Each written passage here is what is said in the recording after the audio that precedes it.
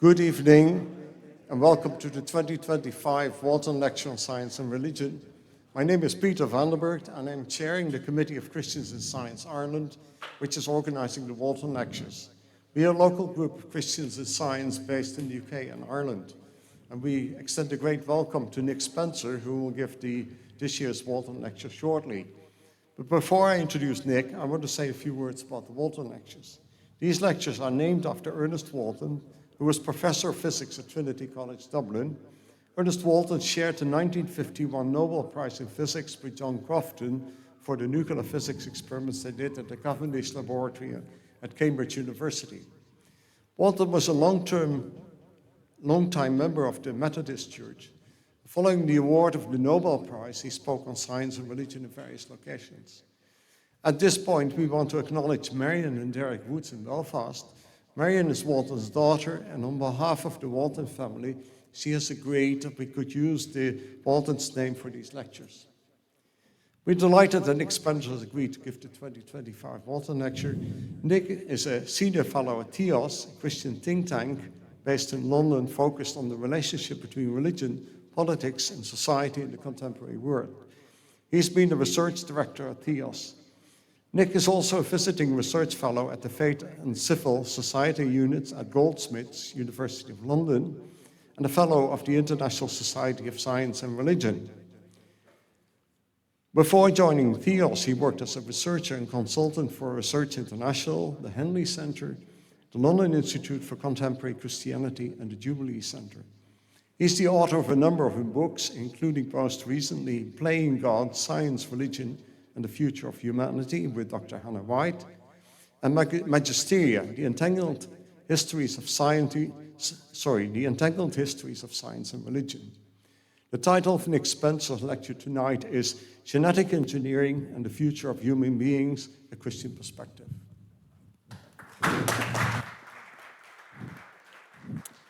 Thank you very much, Peter. You can all hear me loud and clear? Excellent.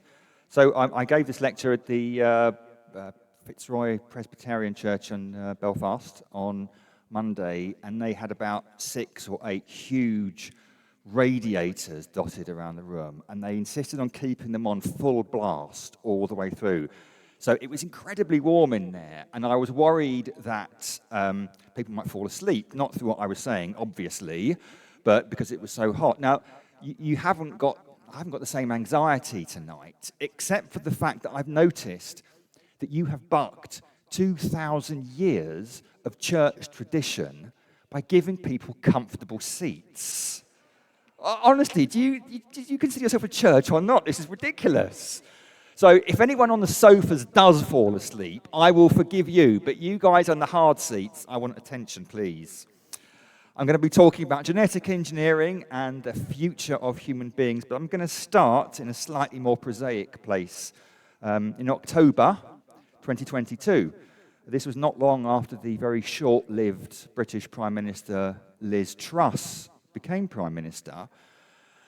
At that moment, people in Westminster were treated to a rather wooden, emotionless, and unconvincing performance.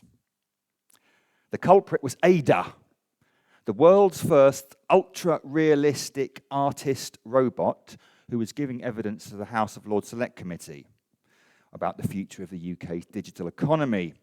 Ada had had a solo show in Oxford and a virtual exhibition at the United Nations, but her performance in Parliament was very disappointing. Her answers felt scripted, her stare was vacant, and she crashed early on, leaving her people desperately scrabbling about trying to reboot her. Her brief career in Westminster was over. Now, Ada grabbed headlines, but actually the incursion of AI into the art world has been going on for years, with artists complaining about this.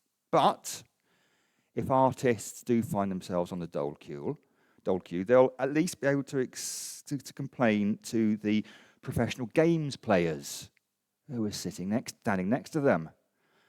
A few years earlier, DeepMind's AlphaGo beat Korea's Lee Sedol, who was world champion of Go, which is the fiendishly complex Chinese board game, and up until that point had been our last defense against the game-playing hordes. The encounter made the front page of Nature. First, they came for our artists, then they came for our games players, but at least they couldn't get our speakers. Step forward Project Debater, an IBM AI designed to deploy reason and argument through language, which took on two human protagonists in a debate at IBM's headquarters in San Francisco. The audience, admittedly probably not the most objective audience in the world for this subject, the audience judged that Project Debater had lost in delivery, but won in terms of the information conveyed and the persuasiveness of its arguments. And then, a year or so later, the world went bananas over ChatGPT and its ability to communicate in a way that was indistinguishable from human beings, except in as far as it was more articulate than most human beings. The speed with which AI has managed to realize some truly impressive and quintessentially human feats is staggering. Today, if you read the papers, you will learn that AI can apparently drive, speak, write, preach, compose, smell, fly planes, conduct surgery, sense emotions, read minds, reduce loneliness, improve mental health, and enable the dead to communicate from beyond the grave. Or so it's claimed. No wonder so many people are getting so excited. We would do well, of course, to take some of these claims with a proverbial pinch of salt. AI cannot allow the dead to communicate, although grief bots, which is kind of generated avatars of deceased people, drawing on the information scraped from the internet that they have left, grief bots do exist and they're becoming a thing. AI can't actually conduct surgery or fly planes. Registering facial expressions, which it can do, is not the same as sensing emotions, and transforming brain signals into speech is not the same thing as reading minds. Moreover, even those tasks that AI is really, really good at are a little less impressive on closer inspection. See, while its board-playing skills are beyond doubt, the fact is that when AlphaGo played Lee Sedol at Go, it had played more games of Go than any human being ever had or ever could.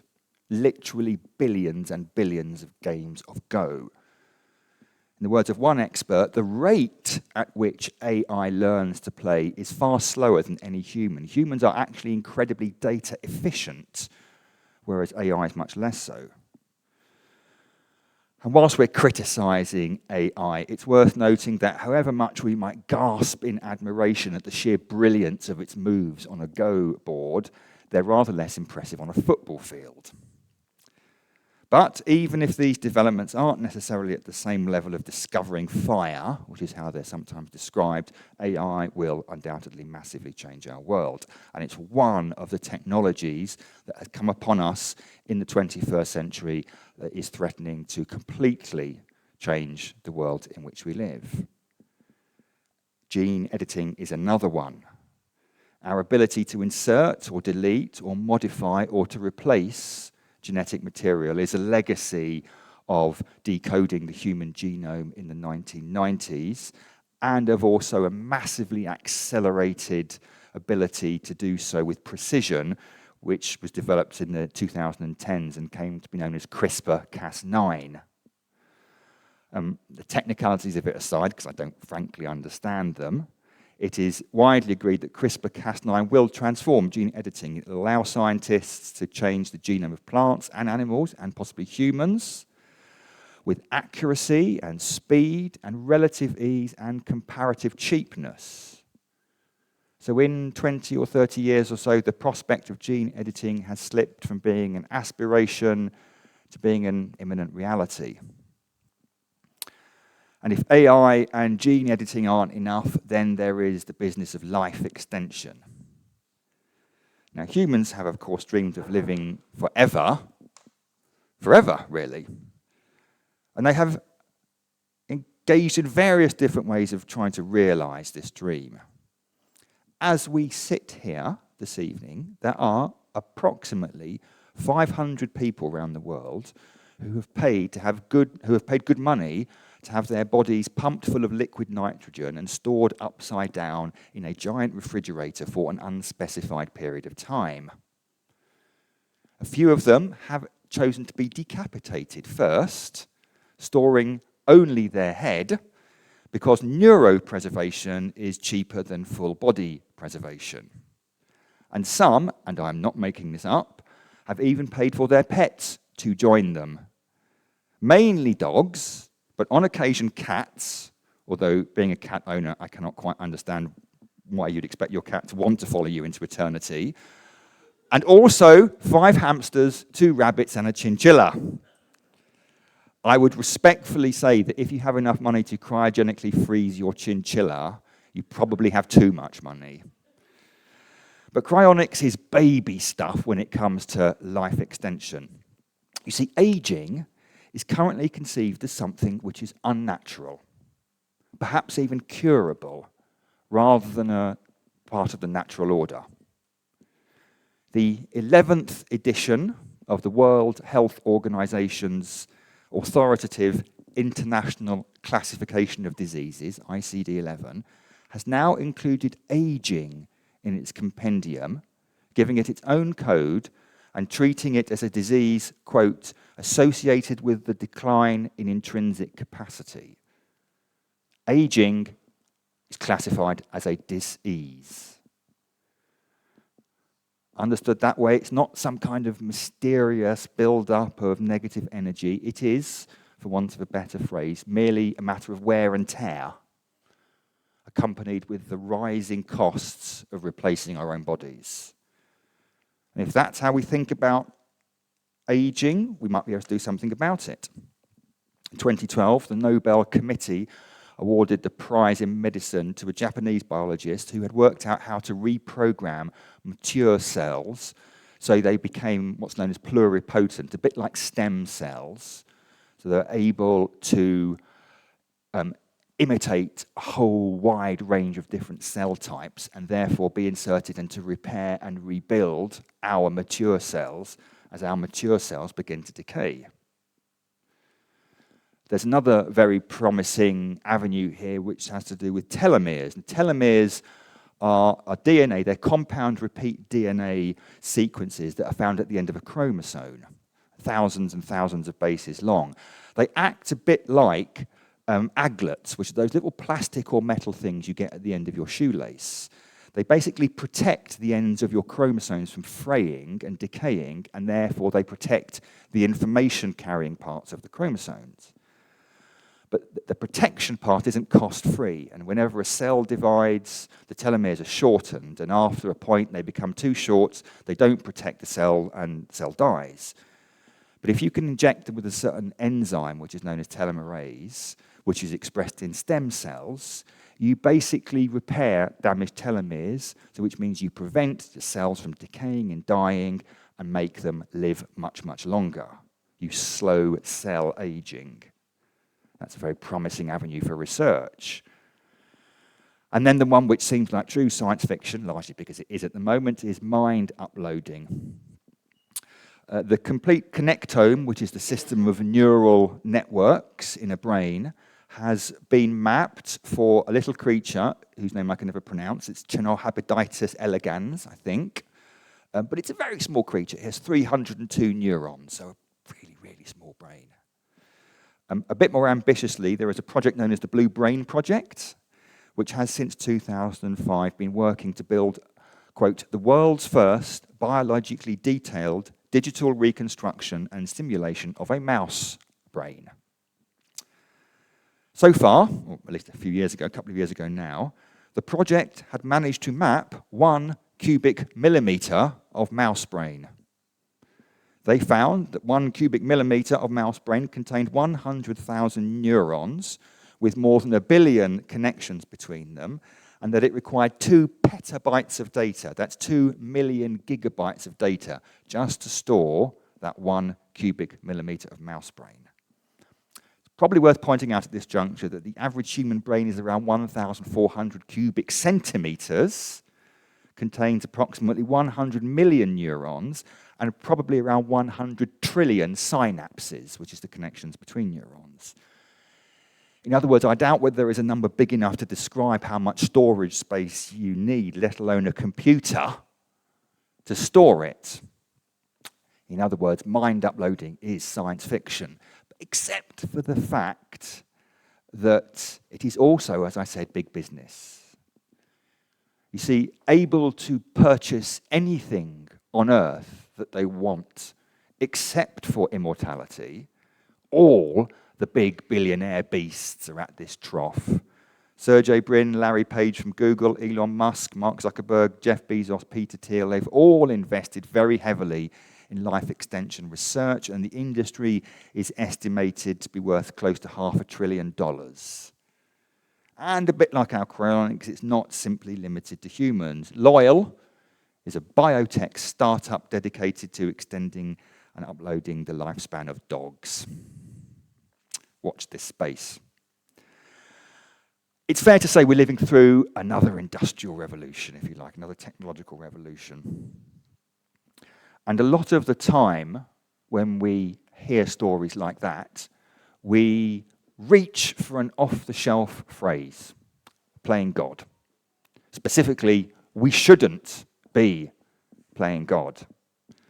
And one of the things I want to suggest to you tonight is actually we should, because humans are God-playing species. Our job here is to imitate, to follow, to be a representative of God on earth. The question is not so much whether we should play God, but, if it were, which God we should play, how we should go about it. As Peter mentioned in the introduction, I wrote a history of science and religion a few years ago called Magisteria. And the main purpose of it was to show that the popular idea that science and religion have always been in tension with one another simply isn't true. But there certainly have been points of tension throughout history. They tend to be the more interesting points of tension. And the argument in the book is that rather than being non-overlapping magisteria, so having nothing whatsoever to do with one another, science and religion do and have overlapped with one another. And they overlap with one another when it comes to the question of the human being. Who are we? And also, who's got the authority to say? And if the argument in that book is right, and I think it is, it means that we are entering a period of time where we could be entering a golden age of the discourse, the conversation between science and religion. Because science is kicking up these questions. And I guess this is the message I want to leave you with tonight, although I haven't finished yet.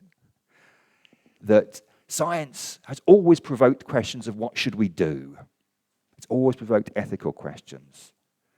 But increasingly, it is provoking the question, who should we be? Who should we be? And that's why when we reach for that phrase, playing God, it actually stops us from thinking carefully through that question, who should we be? I'll take one example that I'm going to come back to. He Jiankui was, indeed he still is, a Chinese biophysicist.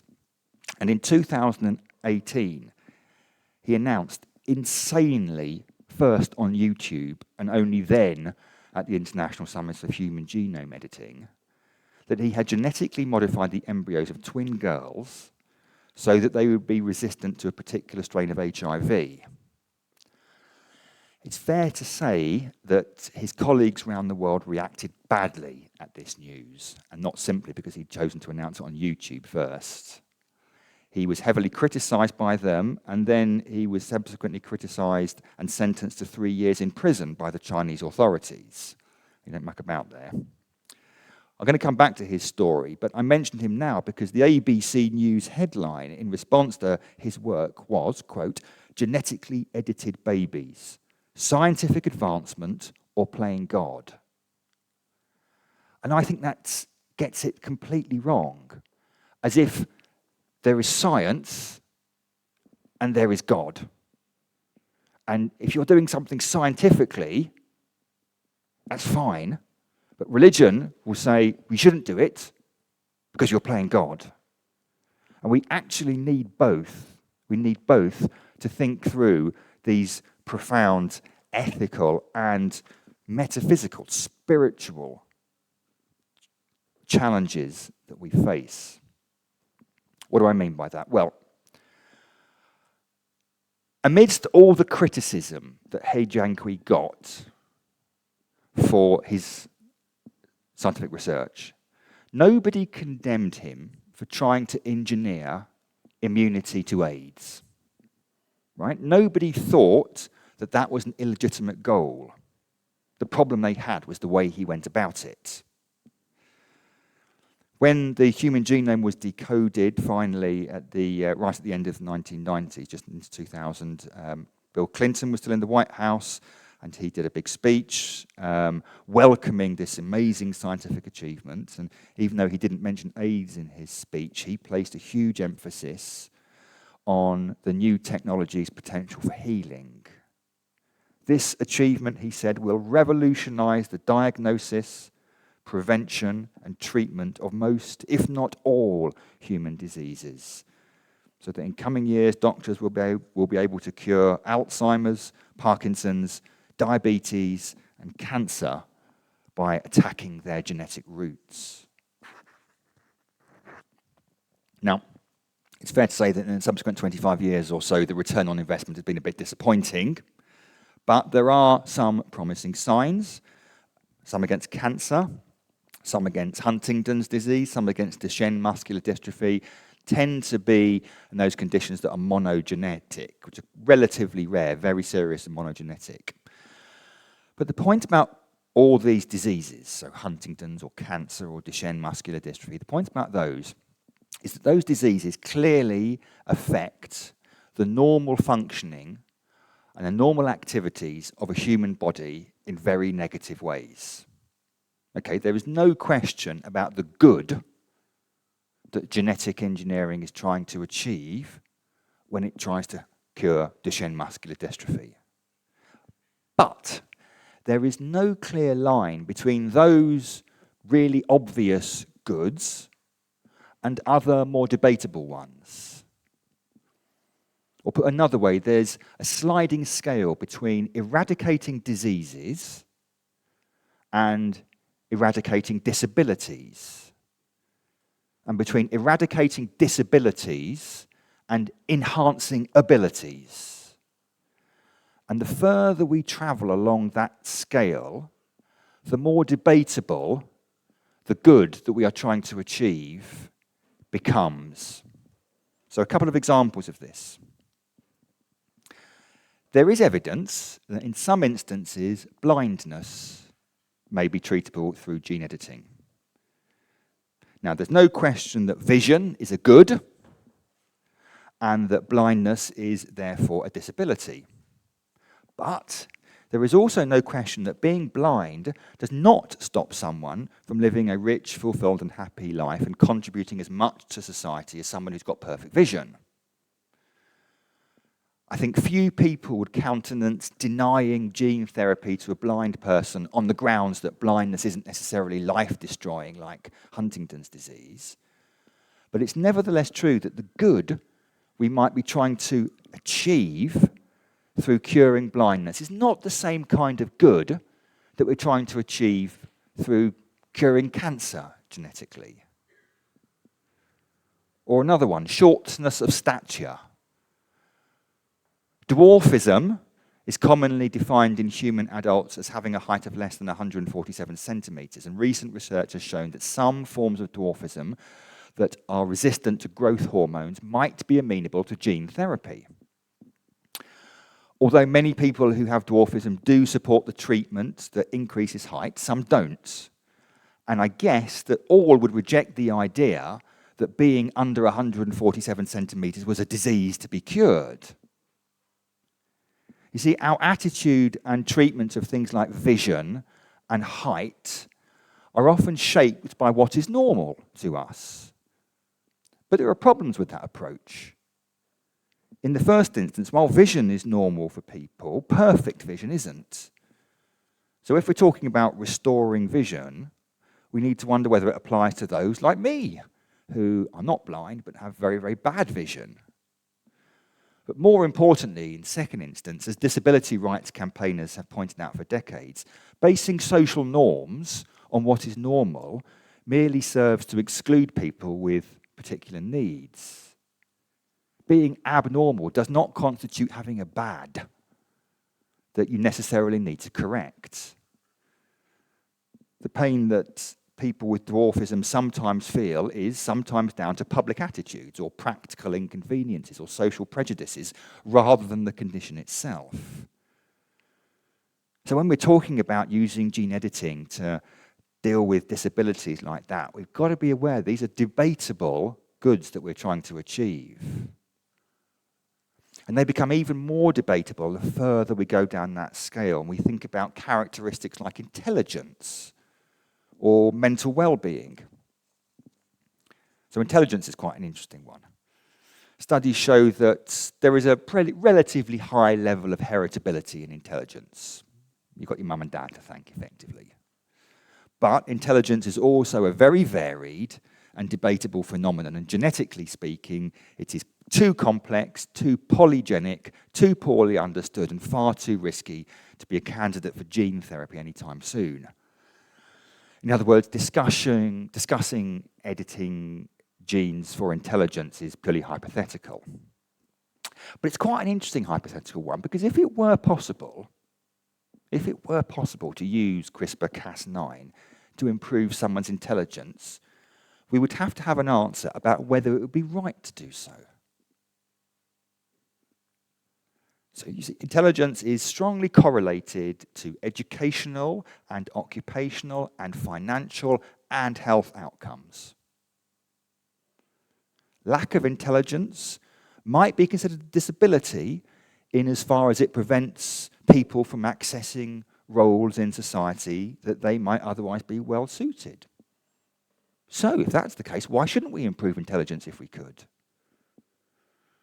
Or, final example, mental ill health.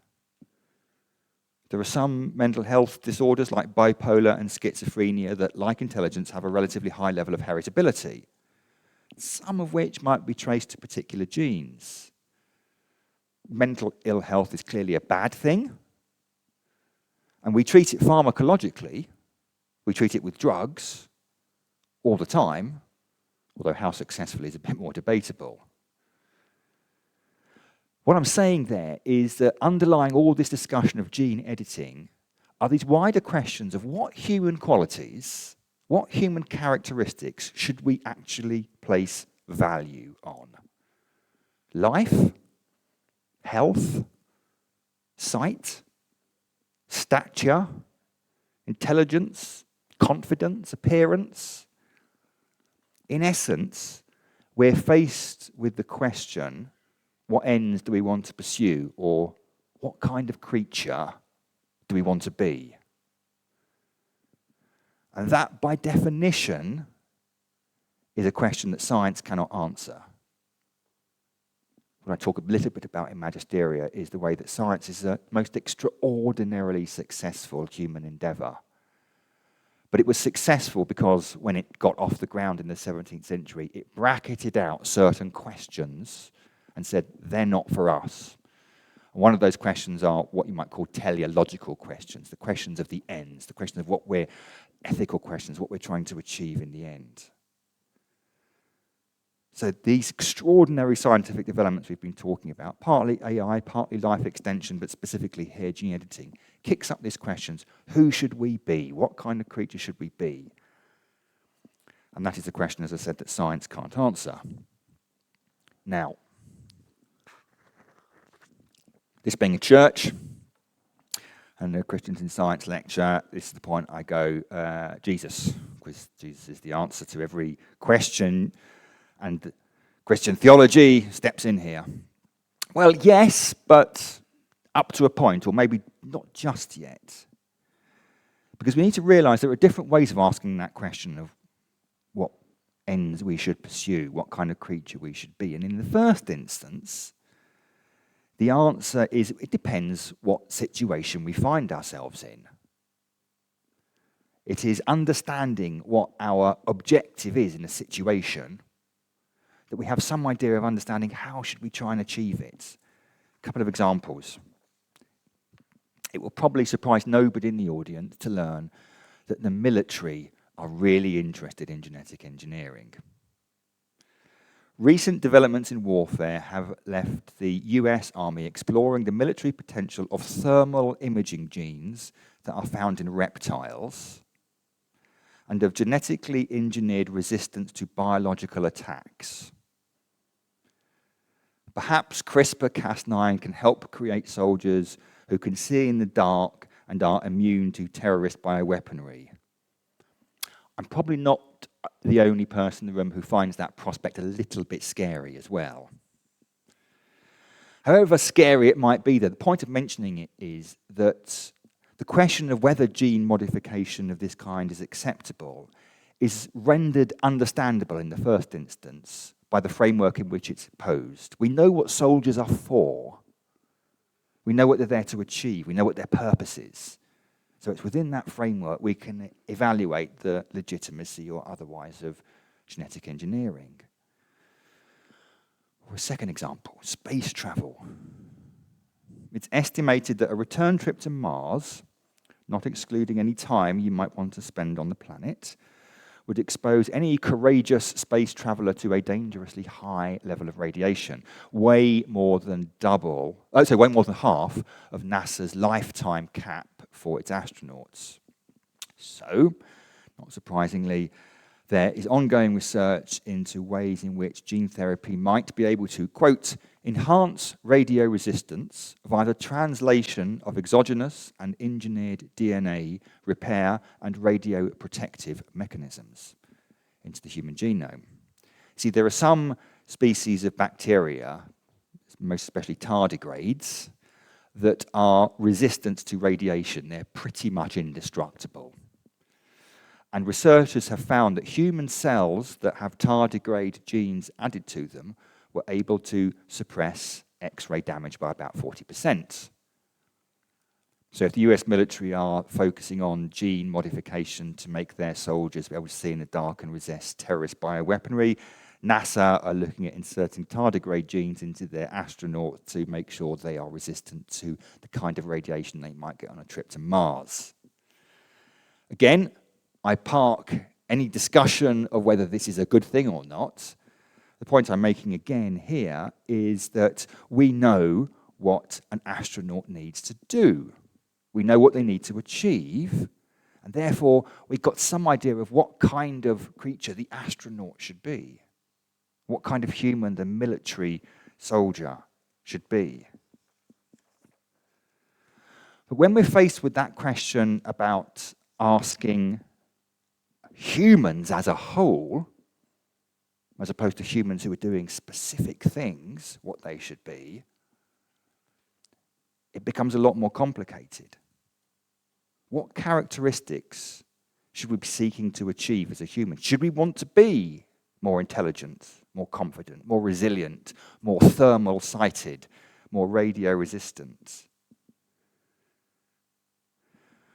Now, there's no single religious answer to that question of what should a human being be. So I'm not going to give you the answer, but I hope I'll give you an answer that will maybe be provocative and help your thinking on this matter. And in order to do so, I want to go back 2,500 years at first. Not to the Bible, I will come to that in a minute, but to an ancient Greek play by Sophocles called Antigone. Now, at one point in Antigone, the chorus, the Greek chorus, asks a question about mankind. Among the many wonders of the world, where is the equal of this creature, man? Presumably Sophocles would, well, maybe Sophocles wouldn't have included women in that one, but we will. Where is the equal of this creature, the human? And the implicit answer to that question is there is no equal. Mankind has no equal. And a little later on, Hymen, who's the son of King Creon, offers an answer why. Father, he says, the gods implant intelligence in humans Of all our properties, that is the supreme one. It's proved a remarkably popular view in Western thought, which has regularly regarded intelligence, or maybe reason, as the quintessential human characteristic. As an aside, it underlies so much of our discussion and fear about AI at the moment. Because our logic goes that humans are unique and special because we are so capable of reasoning. But we now know that reasoning is just data processing, right? And AI can process data far faster than we can. Therefore, AI is more intelligent, more reasonable than we are. Therefore, it is, well, at least human beings are not unique, and arguably we're nothing special at all. In the Playing God book, I deal a little bit with that argument, and I have to say I don't have much time with it, because that whole argument about humans and intelligence tends to miss out the rather basic fact that as well as being intelligent, we're also alive, and we have bodies, which is kind of important. But if for a second we were to follow Sophocles' argument there, the argument that Hyman says, of all our properties, intelligence is the supreme one. If that were the case, that would constitute quite a good argument for gene replacing gene therapy for intelligence. Just as soldiers are for fighting and astronauts are for floating about in space, humans are for being intelligent, and we should seek any means possible to improve our intelligence. I would humbly suggest that that isn't the Christian answer to this particular question.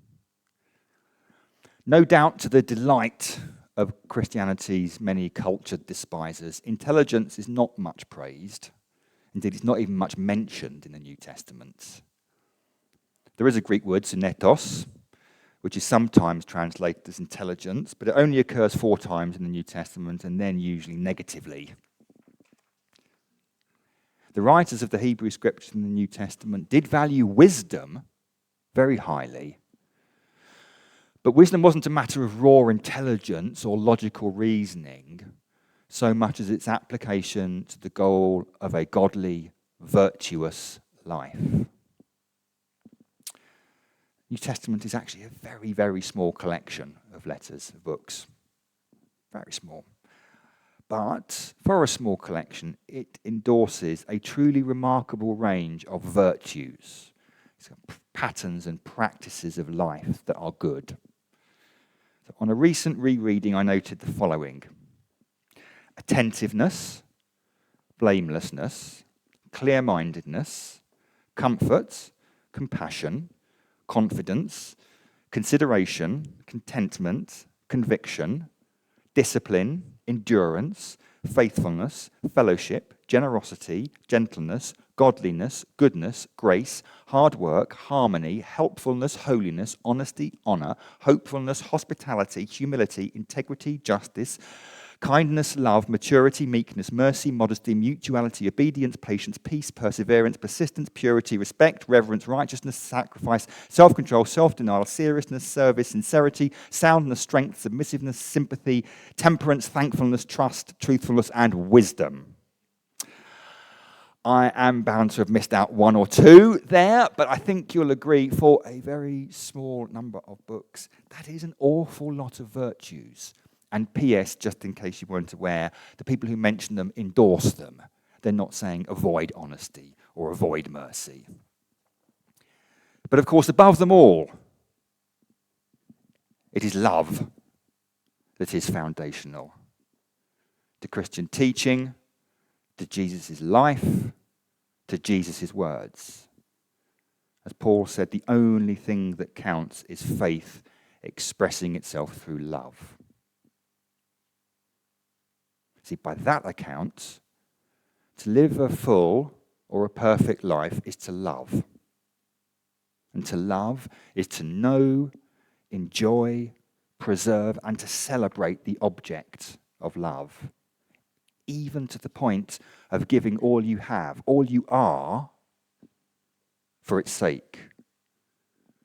Love is characterized by self-gift, the willingness to sacrifice whatever I am, whatever I have, even to the point of my life, so that your good is brought to fulfillment. Greater love has no one than this, that they lay down their life for their friends. See, if Christianity has any succinct answer to the questions of what are humans for, it is to love God, to love neighbour, practically, expansively, expensively.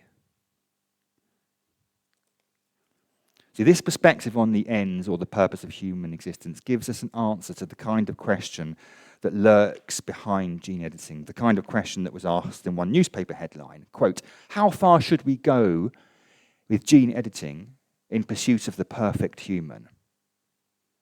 Well, if perfection is conceived as possessing certain attributes and characteristics, like intelligence or strength, but to a very, very great degree, then we might mount an argument for gene editing for those characteristics.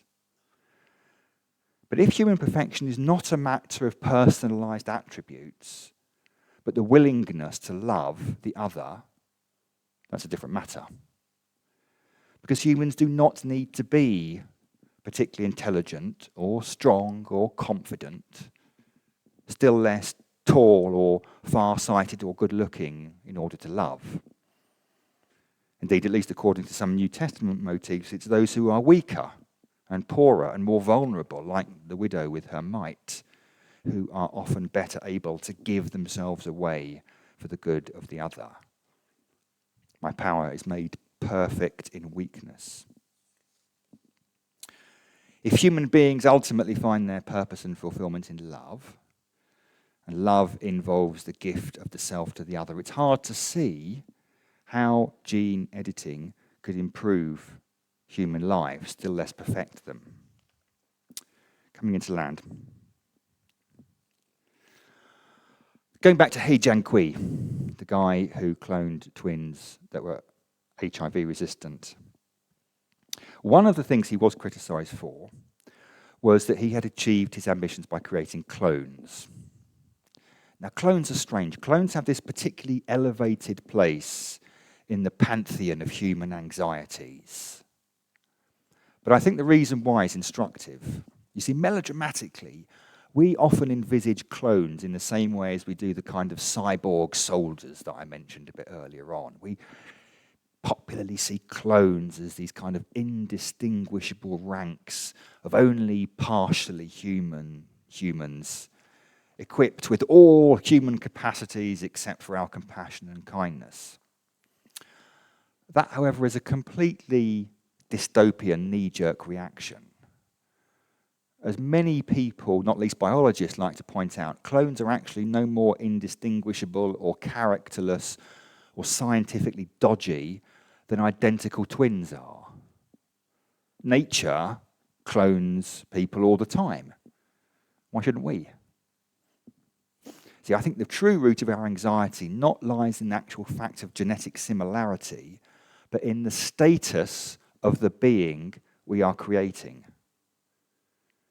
Identical twins are, you would hope, born to parents who want and love them, even if they didn't plan or expect them. No self-respecting parent values twins less than they would a single child. So I think the real issue with all this is not the content of the genetic material, but its context. It's not what the life sciences create, but what do they create for? Would a genetically engineered clone be valued and known and loved in the way that human twins are? Will editing the human genome create humans that are better capable of loving one another and the creation they're placed in? Is the vision of perfection that's motivating us one in which the human organism is augmented to be able to do what it already does, but just quicker and faster, more efficiently? Are we motivated by a vision of perfection in which true fullness, true perfection is characterized by love and self-gift? See, ultimately, Christian thought does not consider the human genome to be sacred, or inviolable any more than it considers nature to be sacred or inviolable. Nature is by its nature malleable. But it's our position in creation that gives us the ability to recognize its possibilities, to exercise control over it, and as it were, to draw out the godliness from it. Ultimately, we are here to play God, not to avoid playing God. Thank you very much.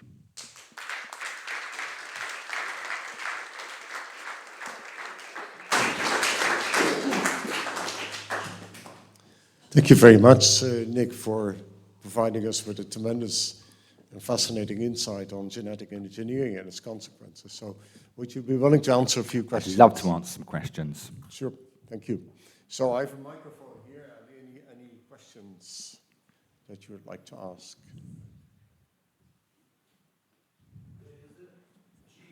I'll wait for the mic to come to you, just to make sure everyone can hear. I just thought there's a gene of love, or not? So the short answer is no, not that I'm aware of. I mean, I'd be very impressed if there were.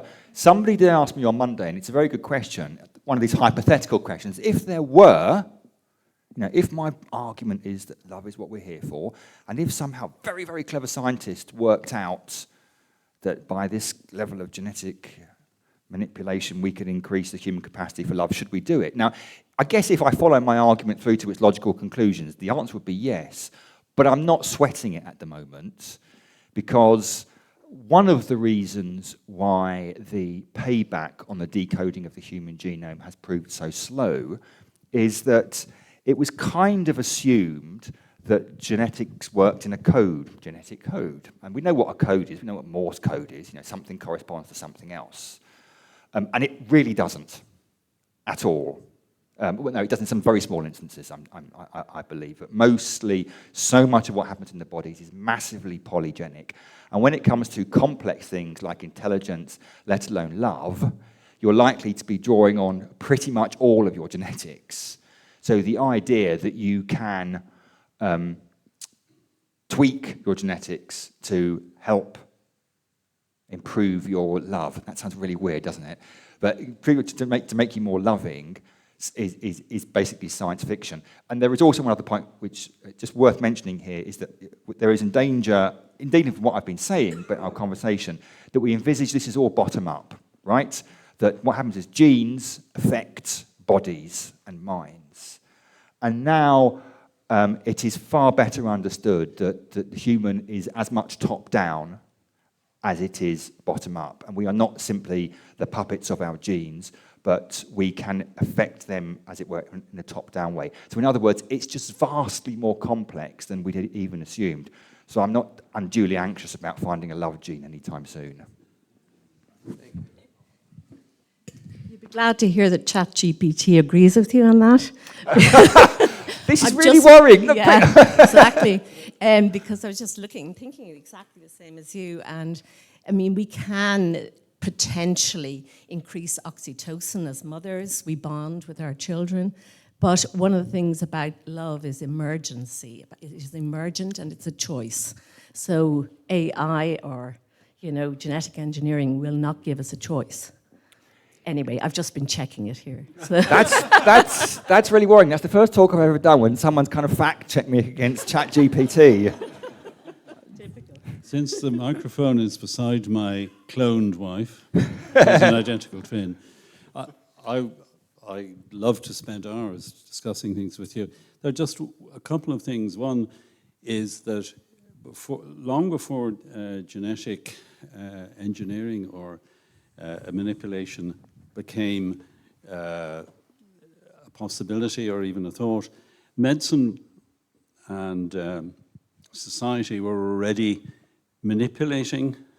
I remember a very good editorial, tongue-in-cheek editorial in the British Medical Journal, which was about non-diseases that many medical people were spending a lot of time on.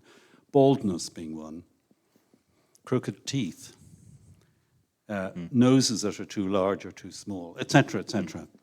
So this is just a step up from this, Yep. and a continuum, if you like, and in some ways the ethical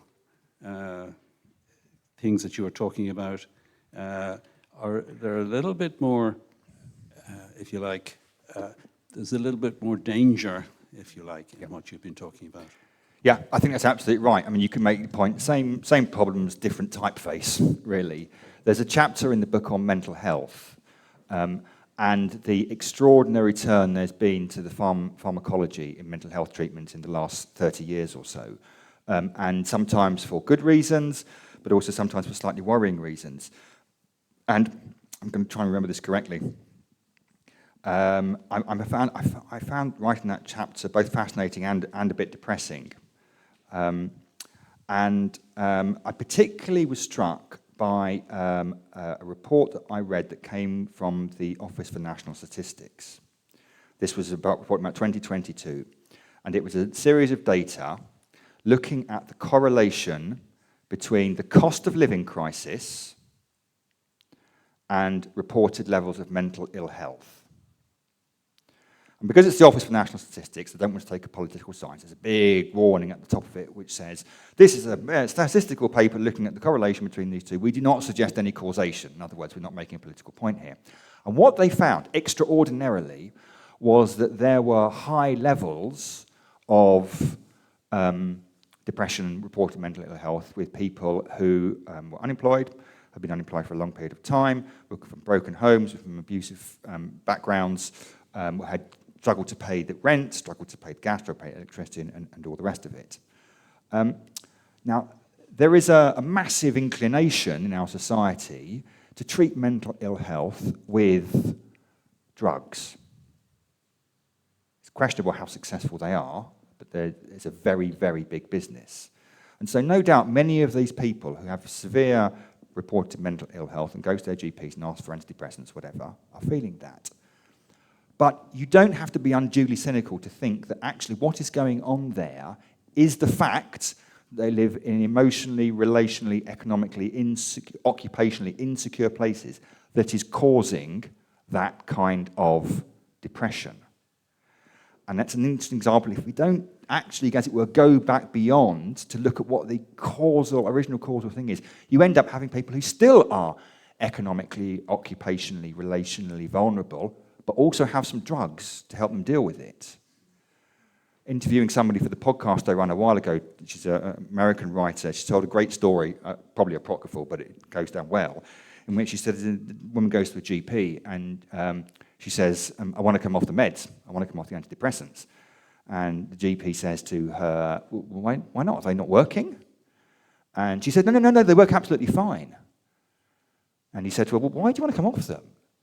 And she said, because I'm still married to the same abusive idiot. And this is the point about, I don't wholeheartedly object to treating mental health issues, mental health problems with pharmacologically. But if you reach for, as it were, the scientific lever, whether it's pharmacology or whether it's genetics, without thinking about the relational, and I would put spiritual context in which people are in, you might end up just treating the symptoms rather than the cause.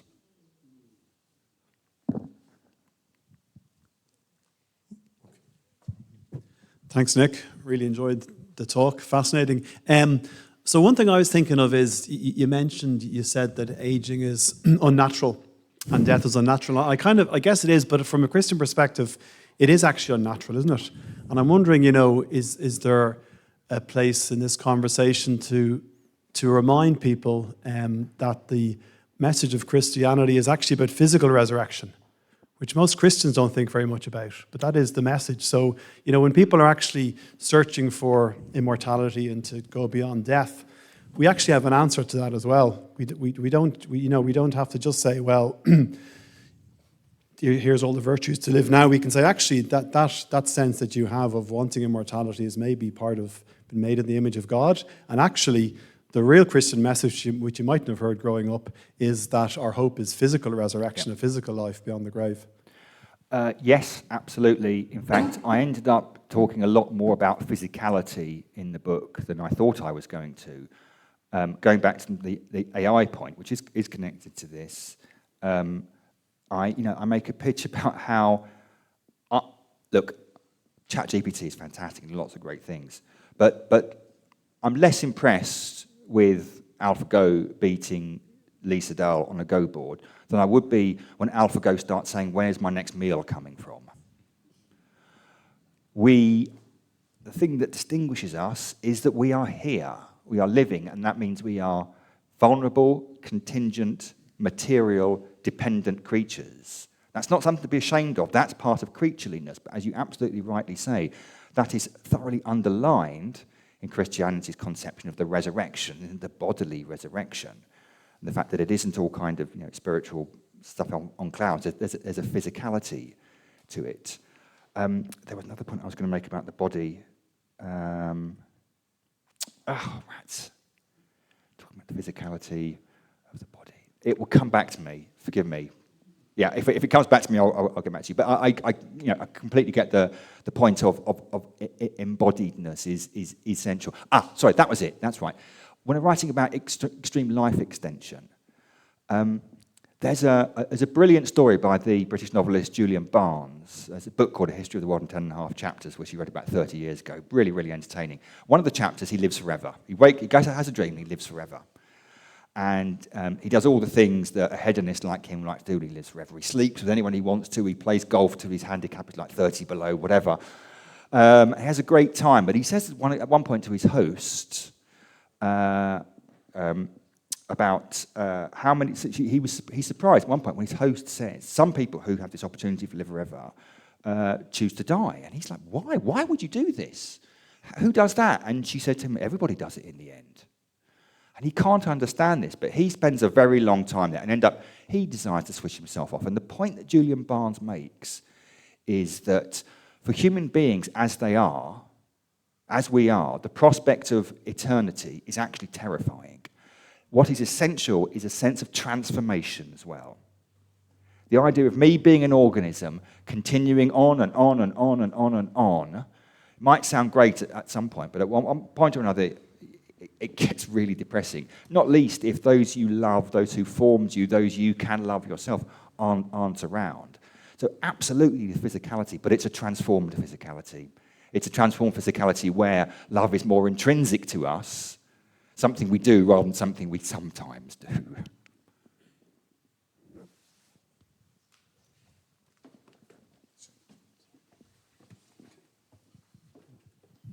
I'm going to cheat and ask two. So, firstly, what interested you and brought you into thinking on this topic? And then secondly, because I don't think anyone in the room is actually, working in genetics, and yet you kind of describe it, okay, but like you're not that good. Like seriously, Andy. Actually, sorry, I shouldn't have a microphone. Second, almost none of us in the room work in genetics. Almost is a modifier. But you describe some, scenarios which are scary. Yet the entire decision making or framing of those, or setting of boundaries around those, I think is really distant from anyone here. So, how would you describe how that is proceeding? How do you see that actually happening? So 2 questions. The first one is I'm not a scientist at all. I work for Theos, which is a Christian think tank based in Westminster. My main area of interest is actually politics, really. Politics and religion, politics and Christianity, political theology. The whole science and religion thing is a bit of a side hustle.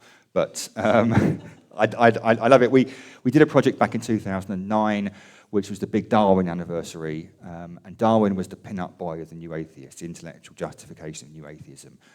And I don't think legitimately so in any way, shape, or form. So we did a big project about that, arguing that was wrong. And I became very conscious at the time that the popular view of science and religion was tension.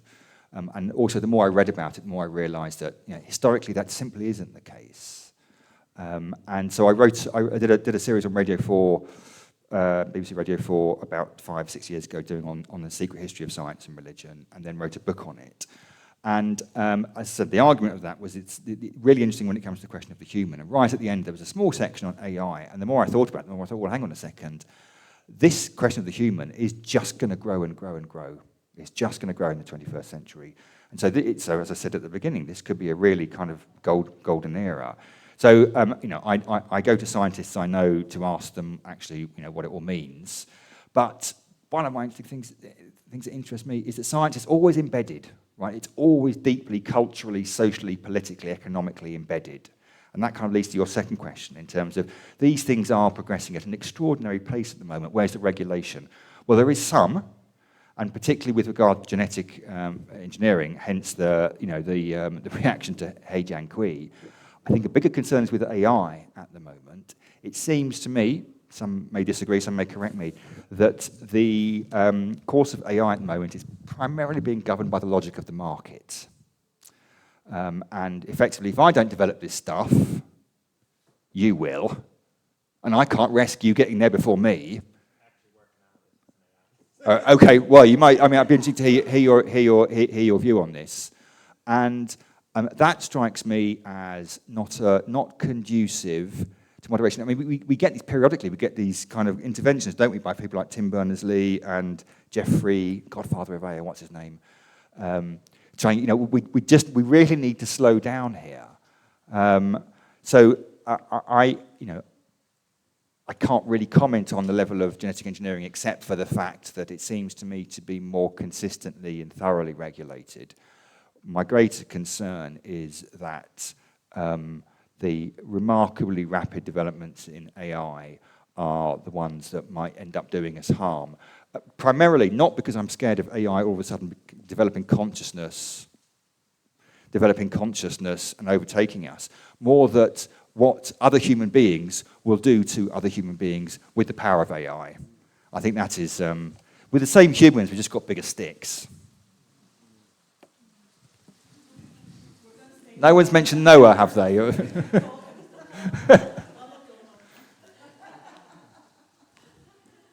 there any other questions?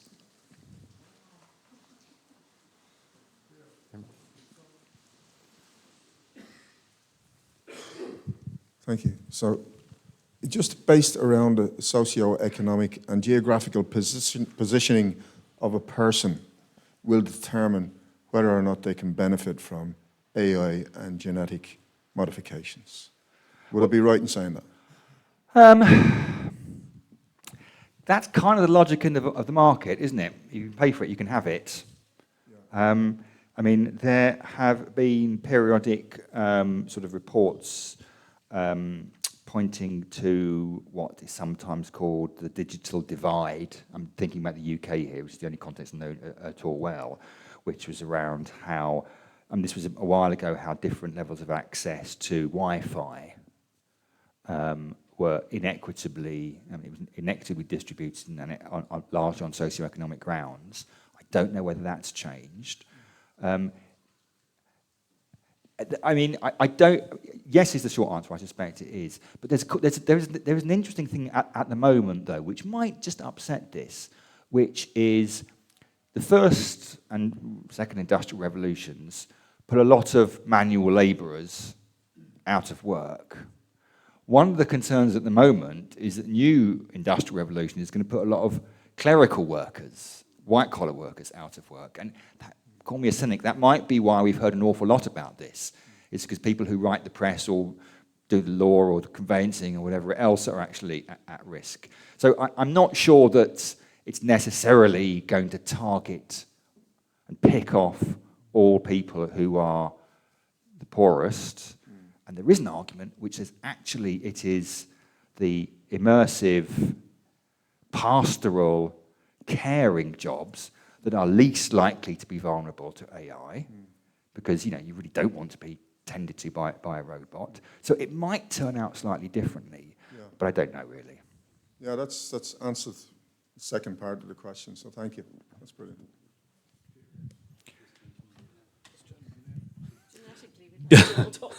I found your talk not just fascinating, but fantastic. Thank you. And it's given me so much confidence in the current debate.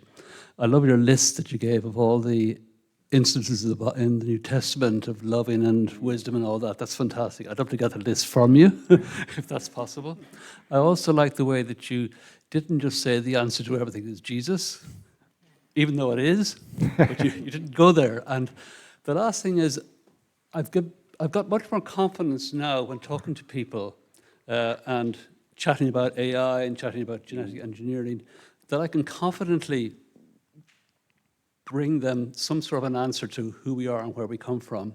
I think that was been really special, the way that you've brought that out this evening. And Thank you. I want to thank you for that. That's very kind. And the last thing is, have you had any experience of talking to scientific friends in that context, where you've been able to talk about, what it is to be human, is to be capable of love? Have you had any instances that you've, any successes in that area? I wouldn't want to suggest that scientists aren't capable of love. I mean, that was, let's be fair here. No, not really. In fact, you talks like this, churches are great in the sense that they put talks on. I mean, other places do, but I think disproportionately they're interesting, which I actually a rather lovely thing. And literary festivals a bit. And you do get scientists walking into literary festivals every now and then, but I've never had any kind of sustained conversations along those lines, I'm afraid. I just want to say thank you. Thank you. Absolutely.